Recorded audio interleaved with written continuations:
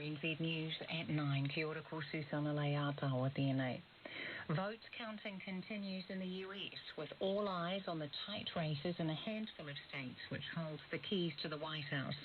Arizona, Georgia, Pennsylvania, North Carolina and Nevada are all too close to call in the race between Donald Trump and Joe Biden.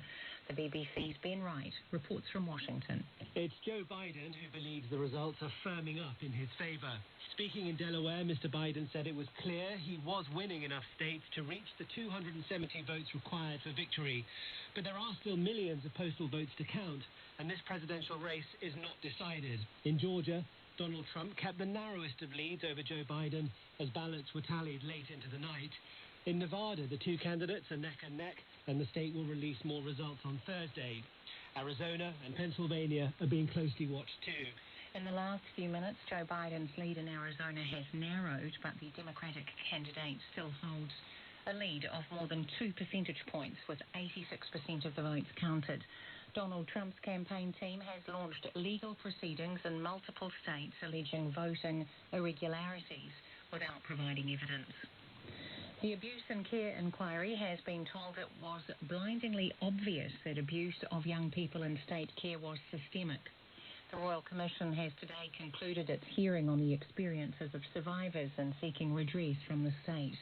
Frances Joychild, who represented survivors of abuse from the Lake Alice Psychiatric Hospital, says with hundreds of complaints, there must have been major systemic failings in the care and protection of young people in state care. She says Crown Law should have known there was a systemic problem. 12 properties in the Lake Orho village have been demolished just over a month since a fire tore through. The Waitaki District Council says 5 demolitions are in progress, with another 21 in the pipeline. Recovery manager Michelle Guyan says some residents have already moved back in. Others will follow over the weekend, with more planned for Monday. The council plans to lift a cordon from the 20th of November.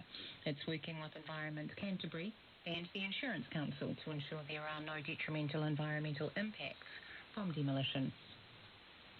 National Party leader Judith Collins says her initial view on doubling sick-day entitlements is that it will be too expensive for small businesses. But the Prime Minister says New Zealand is behind the rest of the world on sick leave provision.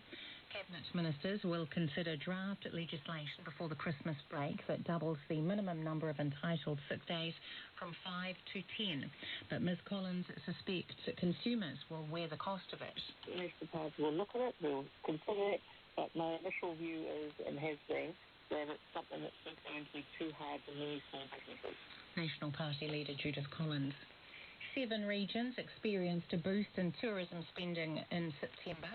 Figures released by the Ministry of Business, Innovation and Employment show spending in Northland was up by 30% compared to the previous September. There were also increases in Taranaki, Hawke's Bay, Marlborough, Tasman, Waikato and Gisborne. At the other end of the scale, tourism spending in Auckland plummeted by 44%, significantly more than Otago's drop of 17%.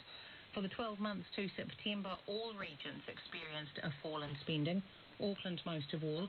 It was down by 23% compared to the previous 12 months. The Nelson City Council will use millions of dollars from the sale of community housing units to support the development of affordable housing. It plans to transfer 100